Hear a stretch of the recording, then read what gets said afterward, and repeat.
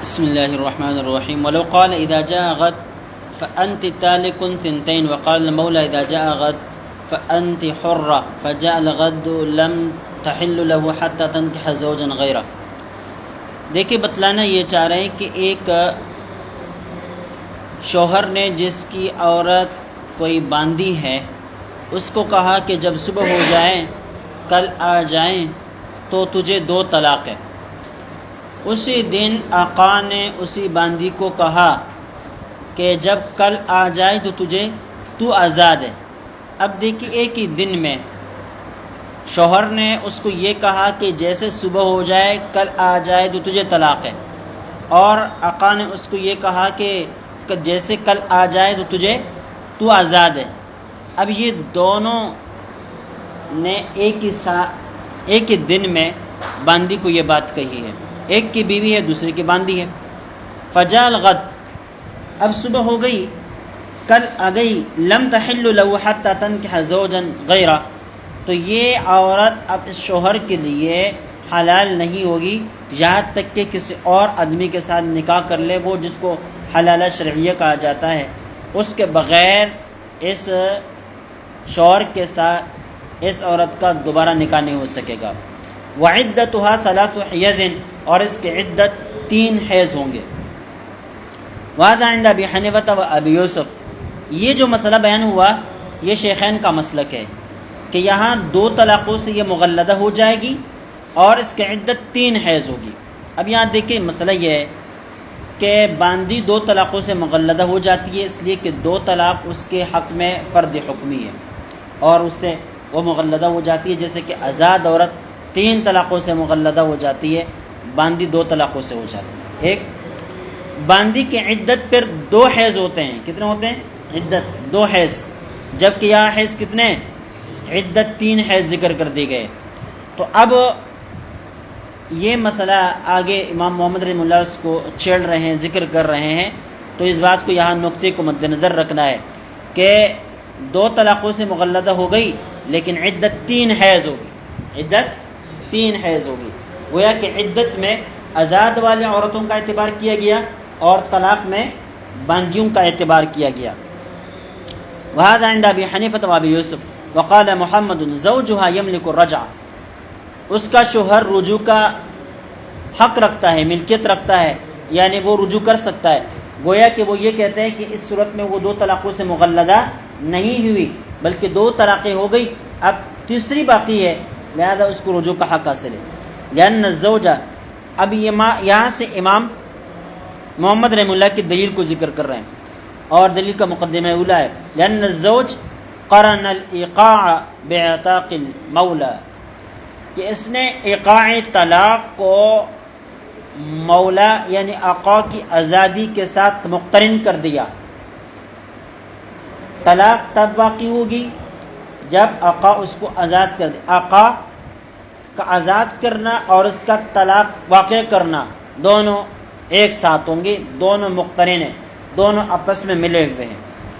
حیث علقہ بالشرط الذی علق به المولا العتق، کہ اس نے طلاق کو ایسی شرط کے ساتھ معلق کر دیا ہے جس شرط کے ساتھ مولا نے عتق کو معلق کر دیا ہے.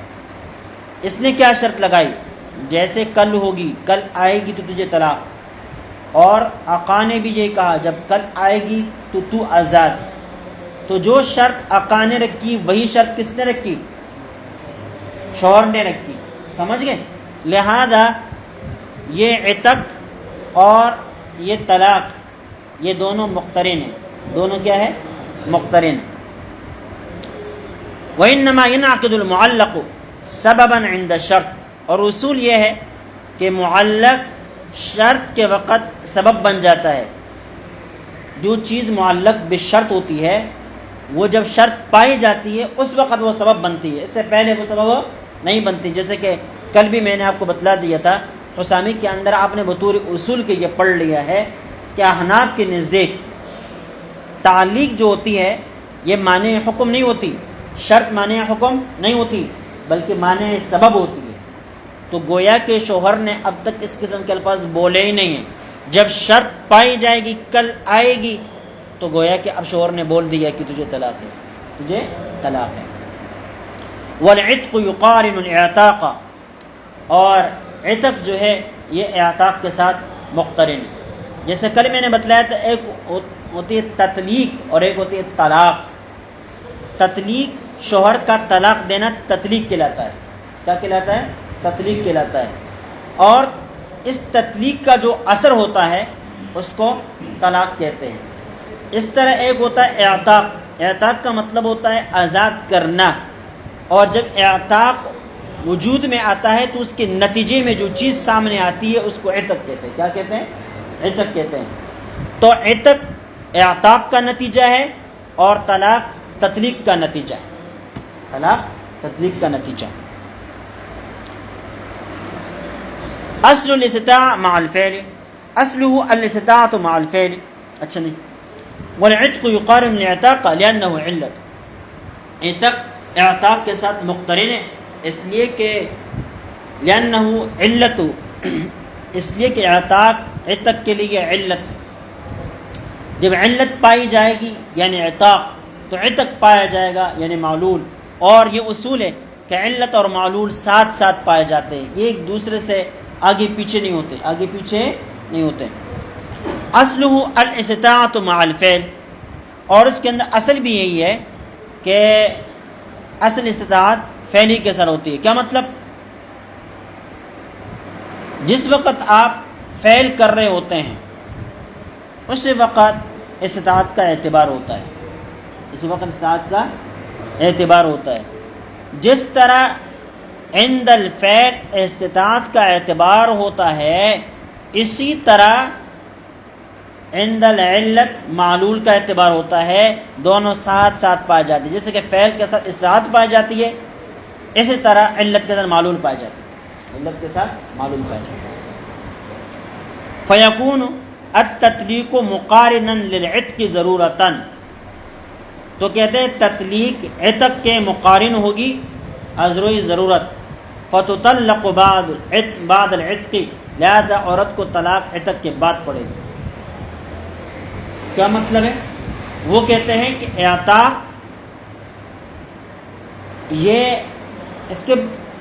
یہ علت ہے کس کے لیے؟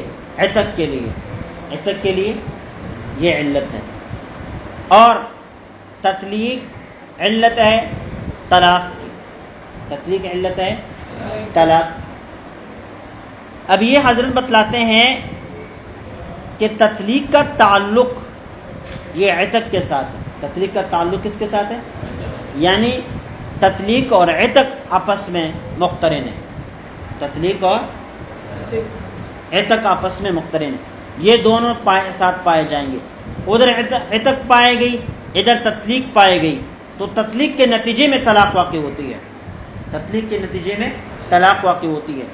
اس وجہ سے یہ حضرت فرماتے ہیں کہ طلاق جو عورت کو پڑی ہے اس وقت عورت آزاد ہو چکی تھی، اس کے اندر عتق متحقق ہو چکا تھا، آزادی متحقق ہو چکی تھی، اس وقت اس کو تطلیق اور تطلیق کے نتیجے میں پھر طلاق پڑی، تو تطلیق پہلے طلاق بعد میں، تو جس وقت طلاق متحقق ہو رہی تھی اس وقت وہ آزاد ہو چکی تھی، اور جب وہ آزاد ہو چکی تھی تو آزاد عورت کی طلاق کتنی ہوتی ہے؟ 3، لہذا 3 کے ساتھ مغلظہ ہوگی، 2 کے ساتھ مغلظہ نہیں ہوگی۔ یہاں 2 دے دی گئی ہے لہذا مغلظہ نہیں ہوئی، شوہر کو رجوع کا حق حاصل رہے گا۔ فصار کالمسألۃ الاولی، حضرت فرماتے کہ یہ مسئلہ اور پہلا والا مسئلہ برابر ہو جائے گا۔ وہ کون سا والا مسئلہ تھا؟ انت طالق سنتین مع عتق مولا کی ایاک، وہاں پر یہی تھا، یہاں پر بھی ایسا ہی ہوگا۔ ولہذا یقدر عدتها بثلاث حیض، یہی وجہ ہے امام محمد رحمہ اللہ فرماتے ہیں کہ اس کی عدت 3 حیض ہے۔ اگر یہ آزاد نہ ہوئی ہوتی تو پھر اس کی عدت 3 حیض بھی نہ ہوتا، بلکہ 2 حیض سے یہ کیا ہو جاتی؟ الگ ہو جاتی ہے، ٹھیک ہے۔ ولہما، شیخین کہتے ہیں انہ علق الطلاق بما علق به المولى العتق، شیخین کہتے ہیں کہ اس نے طلاق کو معلق کر دیا بما علق به المولى العتق، ایسی چیز کے ساتھ جس کے ساتھ مولا نے عتق کو معلق کیا، جیسے کہ امام محمد نے بھی الفاظ کہے تھے اور اس کی تشریح ہو چکی، لیکن پھر کیا ہو گیا، ثم العتق یصادفها وهي امۃ، پھر یہ عتق عورت کو لاحق ہو گئی، مل گئی اس حال میں کہ وہ باندھی تھی، اس حال میں کہ وہ کیا تھی، باندھی تھی، تو کہتے فقدت طلاق، تو طلاق بھی اس حال میں عورت کو پڑ گئی کہ جب وہ باندھی تھی، جب کیا تھی۔ دیکھیں ایک مساوی رفتار، دو چیزیں ایک چیز کی طرف پھینکے اور وہ چیز بھی سامنے بالکل ہو، کسی ایک کی طرف ٹیڑھی میڑھی نہ ہو، کسی ایک کی طرف ٹیڑھی میڑھی نہ ہو، دونوں مساوی رفتار چیزوں کو آپ اس کی طرف پھینکیں گے تو وہ دونوں چیزیں یکبارگی ایک ساتھ جا کر پڑیں گی، ایک ساتھ جا کر پڑیں گی۔ یہاں فرض کر لو کہ یہ باندھی ایک ہدف ہے اور اس ہدف کی طرف ایک تیر آقا نے پھینکا ہے، اور وہ کیا ہے، صبح ہوگی تو آزاد ہوگی، اور ایک تیر کس نے پھینکا ہے، شوہر نے پھینکا ہے، اور وہ یہ کہ جب صبح ہوگی تو تجھے طلاق ہے۔ اب یہ دو تیر جا رہے ہیں، مساوی رفتار ہے، برابر رفتار والے، کوئی تیز رفتار اور کوئی کم رفتار نہیں ہے، ہدف مقرر ہے، بیک وقت جا کے دونوں پڑ گئے، بیک وقت جا کے دونوں پڑ گئے۔ اب تم کہتے ہو کہ عتق جب پڑا وہ متحقق اس وقت وہ باندھی تھی، تو طلاق بھی جس وقت پڑی وہ اس وقت بھی وہ کیا تھی، باندھی تھی، سمجھ گئے؟ کیونکہ ہم نے فرض کیا نا بھائی کہ یہ دو مساوی رفتار والے دو تیروں کی طرح چیز ہے، اور یہ عورت گویا کہ ہدف ہے، دونوں برابر بیک وقت بغیر تاخیر و تقدم کے جا کے لگ گئے۔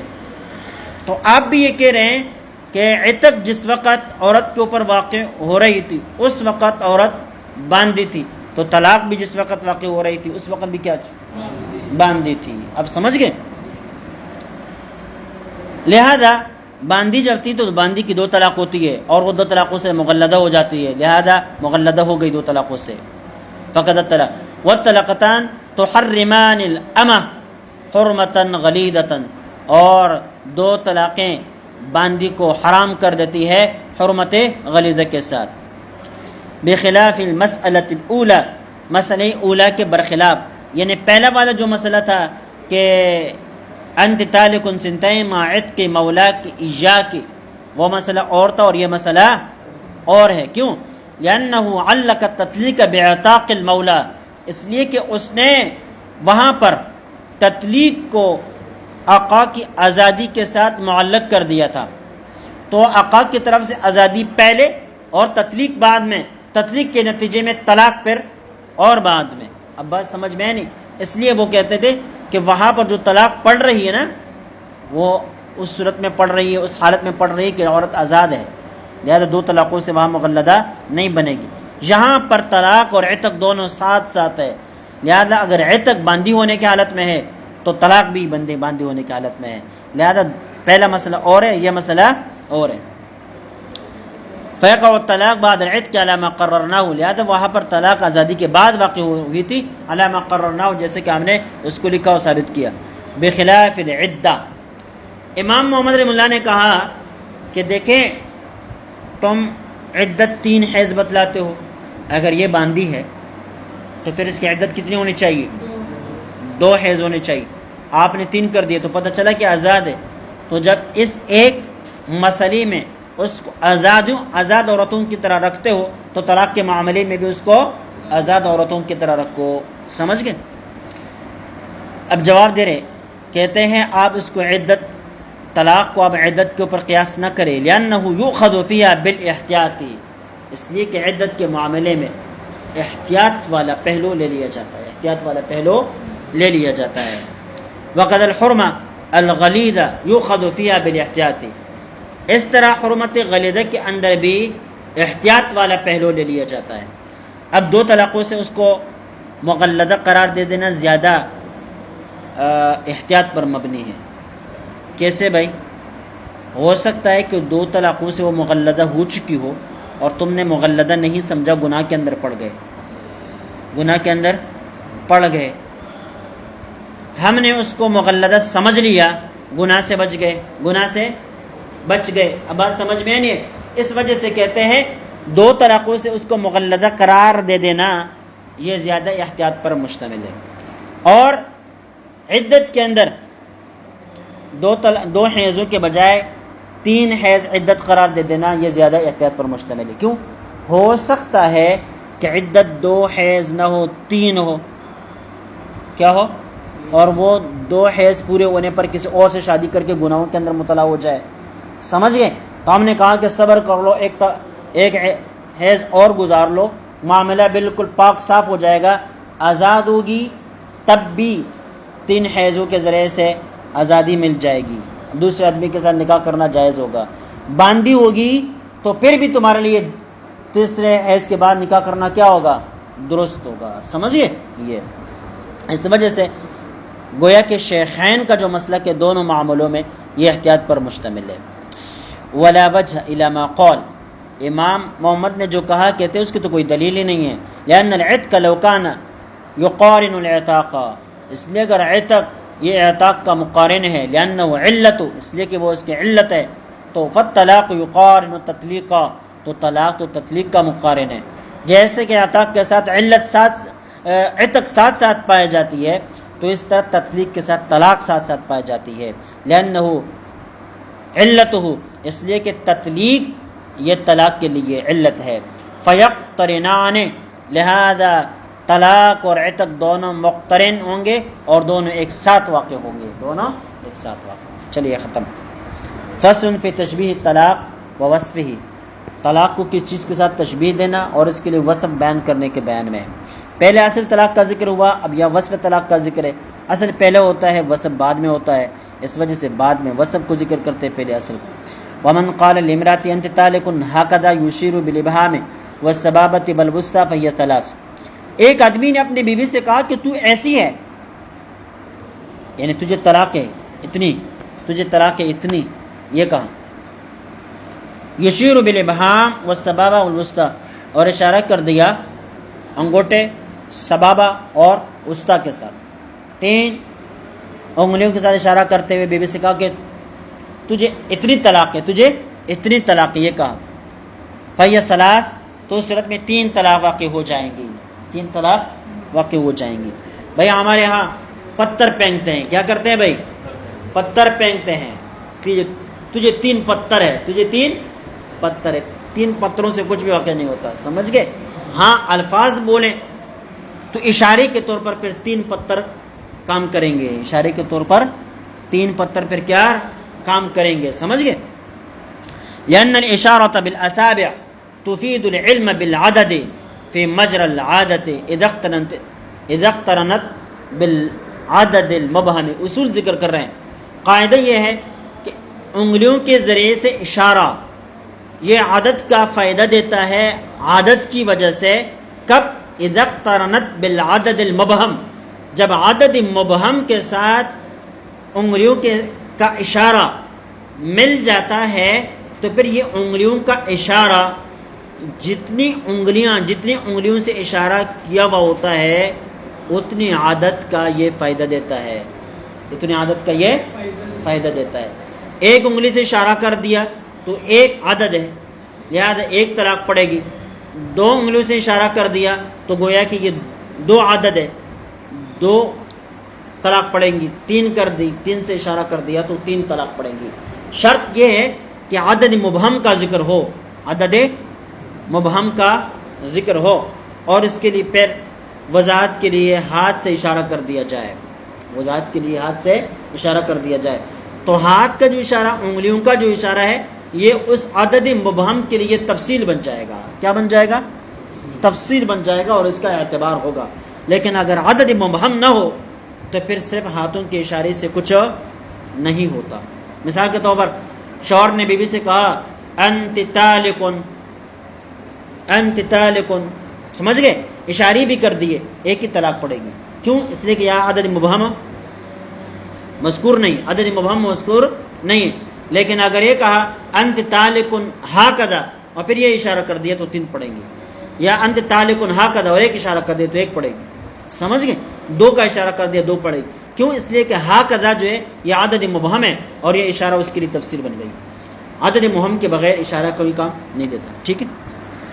قال علیہ السلام اشار ہاکذا وہاکذا وہاکذا الحدیث، نبی پاک صلی اللہ علیہ وسلم نے ارشاد فرمایا کہ میں نہ ایسا ہوتا ہے ایسا ہوتا ہے ایسا ہوتا ہے، ہاتھ کے اشارے سے۔ آپ صلی اللہ علیہ وسلم نے فرمایا، یہ نہیں کہا کہ 30 دنوں کا ہوتا ہے یا 29 دنوں کا ہوتا ہے، یہ الفاظ زبان سے نہیں کہے، ہاتھ سے اشارہ کیا، زبان سے اتنا کہا کہ مہینہ ایسا ہوتا ہے اتنے دنوں کا ہوتا ہے، مہینہ ایسا ہوتا ہے، اور ہاتھ سے اشارہ کیا کہ 30 دنوں کا بھی ہوتا ہے اور 29 دنوں کا بھی ہوتا ہے، ٹھیک ہے؟ اور فرمایا کہ امی امت ہے، حساب کتاب کو نہیں جانتے، بات سمجھ میں آئی؟ وَإِنْ أَشَارَ بِوَاحِدَةٍ فَهِيَ وَاحِدَةٌ، ایک انگلی سے اشارہ کر دیا تو 1، وَإِنْ أَشَارَ بِثِنْتَيْنِ فَهِيَ ثِنْتَانِ، اگر 2 سے اشارہ کر دیا تو 2، لما قلنا جیسے کہ ہم نے کہہ دیا۔ وَالْإِشَارَةُ تَقَعُ بِالْمَنْشُورَةِ مِنْهَا، اب اشارہ کون سی انگلیوں کا اعتبار کیا جائے گا؟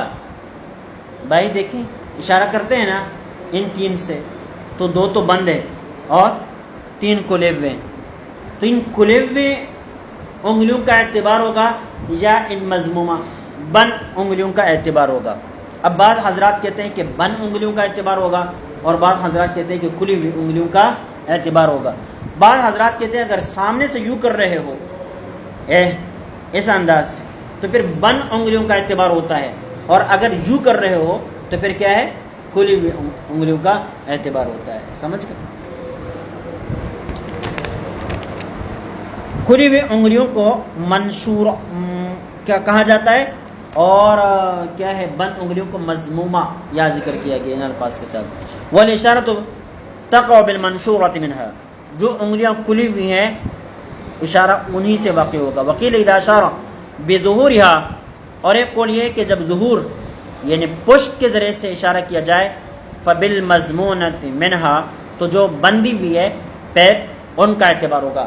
اگر یوں کہیں نا یوں یوں، اب یہ پشت ہے نا، پشت کے ساتھ عورت یعنی انگلیوں کی جو پشت ہے وہ عورت کی طرف کر دی گئی اور کہا کہ انت تالکن ہاکذا، تو ایسی صورت میں یہ بعض حضرات کہتے ہیں کہ مضمومہ کا اعتبار ہوگا، ان بند کا اعتبار ہوگا، تو 3 کے بجائے 2 باقی ہوں گی، 3 کے بجائے 2 باقی ہوں گی۔ وَإِذَا كَانَتْ تَقَعُ الْإِشَارَةُ بِالْمَنْشُورَةِ مِنْهَا، اچھا جب یہ ایک قول ہے اس کا کوئی اعتبار نہیں آگے، اس لیے اس کو چھیڑ بھی نہیں رہے ہیں۔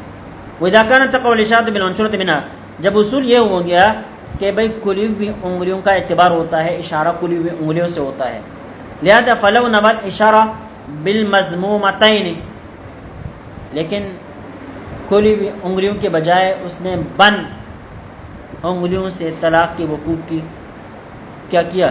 ارادہ کیا، نیت کی۔ یصدق دیانتا لا قضاء، تو دیانتا تو اس کی تصدیق کی جائے گی لیکن قضاء نہیں کی جائے گی۔ مثال کے طور پر اس نے 3 انگلیاں کھولی اور 2 انگلیاں بند کی اور بیوی کو کہا کہ انت تالکن ہاکذا، اب ان بند انگلیوں کا اعتبار ہوگا یا کھلی ہوئی انگلیوں کا اعتبار ہوگا؟ تو بتلا دیا کہ کھلی ہوئی انگلیوں کا اعتبار ہوتا ہے، کھلی ہوئی انگلیوں کا اعتبار ہوتا ہے، لیکن اس آدمی نے کہا کہ میں نے کھلی ہوئی انگلیوں کا اعتبار نہیں کیا تھا، ارادہ نہیں کیا تھا، نیت میں نے کھلی ہوئی انگلیوں کی نہیں کی تھی بلکہ میں نے بند کی ہوئی انگلیوں کا ارادہ کر لیا تھا، تو بند کی ہوئی انگلیوں کا اعتبار کیا جائے تو پھر 3 کے بجائے 2 طلاق پڑتی ہے۔ کتنے پڑتی ہے؟ کہتے ہیں صدقت دیانتن لا قضاءن، اس آدمی کی بات دیانتن تو مانی جائے گی لیکن قضاءن نہیں، قضاءن کہا جائے گا کہ 3 واقع ہو چکی ہے۔ وَقَذَا إِذَا نَوَى الْإِشَارَةَ بِالْكَفِّ حَتَّى يَقَعَ فِي الْأُولَى سِنْتَانِ دِيَانَةً وَفِسَانِ وَاحِدًا، اس طرح اگر وہ یہ کہے کہ بھائی میں نے تو اس طرح اشارہ کر دیا تھا، میں نے یہاں یوں کہا تھا یا یہ کہا تھا، لیکن میں انگلیوں کا اعتبار نہیں کر رہا تھا بلکہ میں کس کا اعتبار کر رہا تھا؟ ہتھیلی کا اعتبار کر رہا تھا، چاہے انگلیاں بند تھی چاہے کھلی ہوئی تھی، کچھ بھی تھا، لیکن میرا ارادہ کس کا تھا؟ ہتھیلی کا تھا۔ تو کہتے ہیں ایسی صورت میں دیانتاً تو تصدیق کی جائے گی لیکن قضاءً نہیں کی جائے گی. حتی یقع فی الاولی سنتان دیانتاً، یہاں تک کہ پہلی صورت میں 2 طلاق واقع ہو جائیں گی دیانتاً اس صورت میں. وفی الثانیہ واحدہ، اور جب کف یعنی ہتیلی مراد لے لی جائے تو ہتیلی تو ایک ہے نا، لہذا پھر 1 طلاق واقع ہو جائے گی دیانتاً. لأنہ یحتملہ، اچھا دیانتاً یہ فیصلہ کیوں؟ اس لیے کہ احتمال ہے اس کے اندر، لیکنہ وہ خلاف الظاہر، لیکن چونکہ ظاہر کے خلاف ہے. اور ہم نے پہلے بتلایا تھا ایک لفظ کسی معنی کا جب احتمال رکھتا ہو اس کی نیت کی جائے تو اس کا اعتبار ہوتا ہے، لیکن خلاف ظاہر ہونے کی وجہ سے قضاءً اس کا اعتبار نہیں ہوتا. وَلَوْ لَمْ يَقُلْ هَكَذَا، اگر هَكَذَا کا لفظ استعمال نہیں کیا تھا يَقَعُ وَاحِدًا تو أَنْتِ تَالِقٌ اور اشارہ کر دیا 3 انگلیوں سے، ایسی صورت میں چونکہ هَكَذَا عدد مبہم ذکر نہیں کیا اس لیے یہ اشارہ فضول چلا گیا اور 1 طلاق انت طالقن کی وجہ سے واقع ہو گئی. لأنه لم تقترن بالعدد المبہم، اس لیے کہ یہاں اشارہ عدد مبہم کے ساتھ ملا ہوا نہیں ہے. فبقی الاعتبار، لہذا لقوله انت طالقن کا اعتبار باقی رہ گیا. یہ بات ختم. اذا وصف الطلاق بضرب من الزیادہ اب الشدہ، جب طلاق کو موصوف کیا جائے زیادتی کے ساتھ یا شدت کے ساتھ، یعنی کوئی ایسا وصف ذکر کیا جائے جس کے اندر زیادتی اور شدت کا معنی پایا جا رہا ہو. کان بائنا تو طلاق رجی سے بائن کی طرف منتقل ہو جائے گی. مثل ان یقول انت طالق بائن او البتہ، یہ کہے کہ تجھے طلاق بائن ہے یا تجھے طلاق بتہ ہے. وقال الشافعی یقع رجعیا اذا کان بعد الدخول، امام شافعی رحمہ اللہ فرماتے ہیں کہ اگر عورت مدخول بہا ہو اور شوہر اس کو یہ کہے انت طالق بائن، ایسی صورت میں طلاق رجی واقع ہوگی، طلاق بائن واقع نہیں ہوگی. کیوں؟ لأن الطلاق شرع معقبا للرجعۃ، اس لیے کہ طلاق مشروع ہے اس حال میں کہ وہ اپنے ما بعد رجعت کو ثابت کرتا ہے. کیا کرتی ہے؟ اپنے ما بعد رجوع کو لے کر آتی ہے. فکان وصفہ بالبینونۃ خلاف المشروع، لہذا اس کو بینونت کے ساتھ موصوف کر دینا یہ شرع کے خلاف ہے، شریعت کے خلاف ہے. فیلغو، لہذا یہ وصف لغو ہو جائے گا.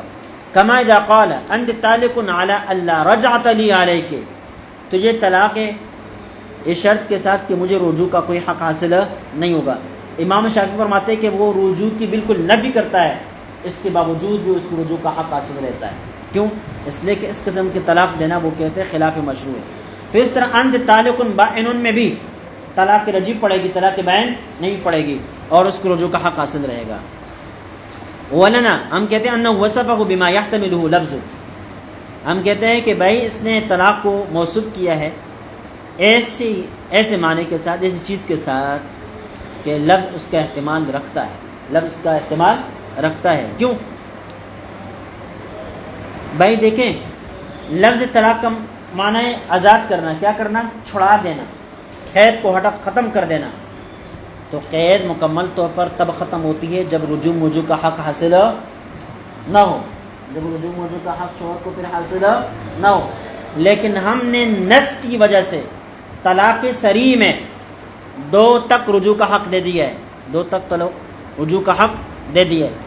یوں سمجھے کہ اگر قرآن پاک یہ نہ کہتا کہ طلاق مرتان فامساک بمعروف اور تسریح باحسان، قرآن پاک یہ نہ کہتا اور حدیث میں رجوع کا تذکرہ نہ ہوتا تو ہم پھر کبھی بھی رجوع کا حق شوہر کو نہ دیتے، ایک طلاق سے بھی اس کو کیا کر دیتے؟ بائن کر دیتے. اب بات سمجھ میں آئی نہیں آئی؟ لہذا لفظ بائن ہونے کا احتمال رکھتا ہے. الا ترى ان البینونۃ قبل الدخول وبعد العدہ تحصل به، کیا آپ نہیں دیکھ رہے ہیں کہ انہی الفاظ کے ساتھ بینونت واقع ہو جاتی ہے کہ جب عورت غیر مدخول بہا ہو یا عدت جب گزر جائے.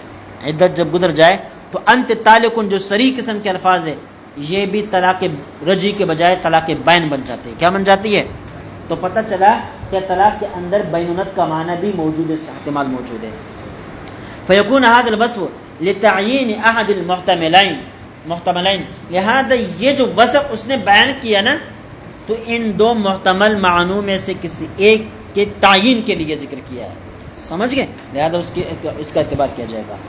ومسألۃ الرجعۃ ممنوعۃ، امام شافعی رحمہ اللہ نے جو اوپر کہا تھا کہ کسی نے کہا انت طالق علی اللہ رجعت لی علیک، یہ کہہ دیا تو رجوع کا حق پھر بھی باقی رہتا ہے.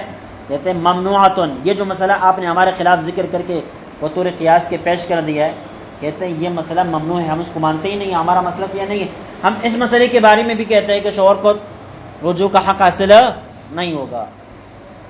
فتقع واحدۃ بائنہ اذا لم تکن لہ نیۃ، کہتے ہیں یہ طلاق بین پڑے گی اذا لم تکن لہ نیہ، جب اس کی کوئی نیت نہ ہو، او نوت سنتین، یا دو کی نیت کی ہو.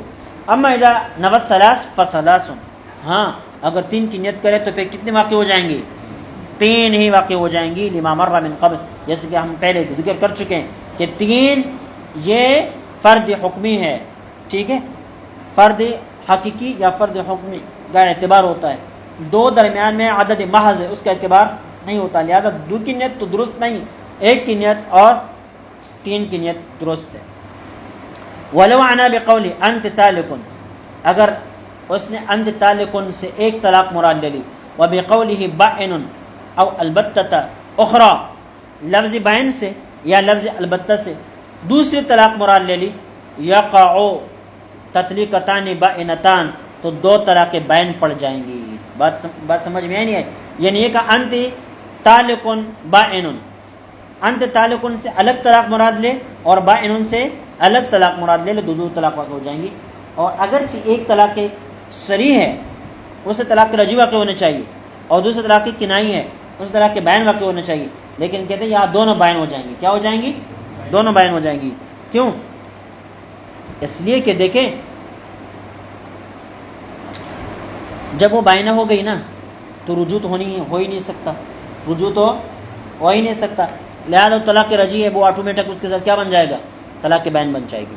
لأن هذا الوصف يصلح لابتداء الإيقاع، اس لیے کہ یہ جو وصف ہے بینونت وصف جو ہے یا البتہ جو وصف ہے، یہ ابتداءً اس کے ذریعے سے طلاق دی جا سکتی ہے. ایک شخص نے اپنی بیوی سے کہا انت بائن، پڑے گی طلاق؟ انت البتہ، یہ کہہ دیا، طلاق پڑے گی نہیں پڑے گی؟ تو جب ابتداءً اس سے طلاق واقع کی جا سکتی ہے تو دوسرے کے ساتھ بطور وصف کے یا بطور تابع کے ذکر کرنے سے بھی طلاق واقع ہو جائے گی. گویا کہ انت طالق بائن موصوف صفت نہیں ہوں گے، بلکہ خبر اول خبر ثانی ہوں گی. سمجھ گئے؟ وَقَذَا إِذَا قَالَ أَنْتِ طَالِقٌ أَفْحَشُ الطَّلَاقِ، اس طرح اگر شوہر نے بیوی سے کہا کہ تجھے بدترین طلاق ہے، افحش الطلاق، ٹھیک ہے، لأنه إنما يوصف بهذا الوصف باعتبار أصله، اس لیے کہ طلاق کو اس وصف کے ساتھ موصوف کیا جاتا ہے اس کے اثر کی وجہ سے، اور اثر اس کا کیا ہے؟ والبینونہ فی الحال جدائی ہے. فصار كقوله بائن، لہذا افحش الطلاق ایسا ہے جیسے کہ شوہر نے بیوی سے یہ کہا ہو کہ انت بائن. وقد اذا قال اخبث الطلاق او اسوأ لما ذکرنا، اخبث الطلاق کہہ دیا یا اسوأ الطلاق کہہ دیا تو پھر بھی یہ حکم ہے.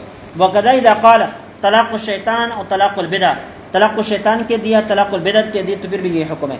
لأن الرجعیہ هو السنہ، اس لیے کہ رجعی وہ ہوتی جو سنت کے مطابق ہو. فیکون البدعۃ و طلاق الشیطان بائنا، لہذا طلاق بدعت اور طلاق شیطان یہ طلاق بائن ہی ہوگی. وعن ابی یوسف فی قوله انت طالق للبدع، ایک شخص نے اپنی بیوی سے کہا کہ انت طالق للبدع، کہتے انه لا يكون بائنا الا بالنیہ، نیت ہوگی تو طلاق بائن پڑے گی، اگر نیت نہیں ہوگی طلاق بائن نہیں پڑے گی. کیوں؟ لأن البدعة قد تكون من حيث الإيقاع في حالة حیض، اس لیے کہ دیکھیں بدعت کی دو قسمیں ہوتی ہیں. ایک تو یہ ہے کہ سخت ترین قسم کی طلاق ہو، رجوع کا حق اس کو نہ دیا جائے، یہ مطلب بھی ہو سکتا ہے، لیکن ساتھ ساتھ بدعت طلاق عدت کیا ہے، حالت حیض کے اندر طلاق دینا بھی کیا ہے، یہ بدعت ہے. تو ان دونوں معنوں میں سے اس نے کون سا معنی مراد لے لیا ہے؟ بدعت والا لفظ بول کر اس نے آیا وہ بدعت مراد لی ہے کہ حالت حیض میں طلاق دیو، یا وہ بدعت مراد لی ہے جو ایک سے زیادہ ہو؟ اب بات سمجھ میں نہیں ہے. تو کہتے ہیں چونکہ دونوں کا احتمال ہے اس لیے نیت کے ذریعے سے تعین ہوگی، نیت کے ذریعے سے تعین ہوگی. وعن محمد انه اذا قال انت طالق للبدع او طلاق الشیطان، انت طالق للبدع یا طلاق الشیطان کے دیے یکون رجعیہ، دونوں صورتوں میں رجعی ہوگی. لان هذا الوصف قد يتحقق بالطلاق في حالة الحیض، اس لیے کہ یہ دونوں اوصاف حالت حیض کے اندر طلاق کی صورت میں بھی متحقق ہو جاتے ہیں. گویا کہ امام ابو یوسف جو اختلاف کرتے ہیں وہ صرف اور صرف ایک میں انت طالق للبدع کی صورت میں، اور امام محمد دونوں میں کرتے ہیں. انت تعلق للبدع میں بھی اختلاف کرتے ہیں اور انت تعلق فراق شیطان کی صورت میں بھی کرتے ہیں. ٹھیک ہے. فلا یثبت البینون بشک، لہذا امام محمد رحمہ اللہ فرماتے ہیں کہ شک کی وجہ سے بینت واقع نہیں ہوگی. وَقَدْ إِذَا قَالَ كَالْجَبَلِ لِأَنَّ التَّشْبِيهَ بِهِ يُوجِبُ زِيَادَةً لَا مَحَالَةَ وَذَلِكَ بِإِثْبَاتِ زِيَادَةِ الْبَصْرِ. ایک شخص نے اپنی بیوی سے کہا انت طالق کالجبل، تجھے پہاڑ جیسے طلاق ہے، پہاڑ جیسے طلاق ہے. اس میں بھی 3 طلاق بین پڑے گی. کیوں؟ اس لیے کہ کالجبل کہنے کی وجہ سے طلاق کے اندر وہ زیادتی کو ثابت کرتا ہے. وذالک بإثبات زیادۃ الوصف، اور زیادتی تب ہو سکتی ہے کہ جب آپ اس کے اندر کیا ہے، وصف کو زیادہ کریں. وقذا اذا قال مثل الجبل انت طالق مثل الجبل، پہاڑ جیسی کہ مثل طلاق ہے. لما قلنا. وقال ابو یوسف یکون رجعیہ، امام یوسف فرماتے ہیں کہ رجعی ہوگا. لان الجبل شیء واحد فكان تشبیها به في توحده. امام یوسف فرماتے ہیں کہ اگر کسی نے اپنی بیوی سے کہا انت طالق کالجبل یا مثل الجبل، اس صورت میں طلاق رجعی واقع ہوگی، طلاق بائن نہیں ہوگی. اس لیے کہ وہ کہتے ہیں کہ یہاں اس کا مطلب یہ کہ پہاڑ ایک ہوتا ہے نا، تو گویا کہ وہ یہ بتا رہا ہوتا ہے کہ تجھے ایک ہی طلاق ہے، تجھے ایک ہی طلاق ہے، تو طلاق رجعی ہے.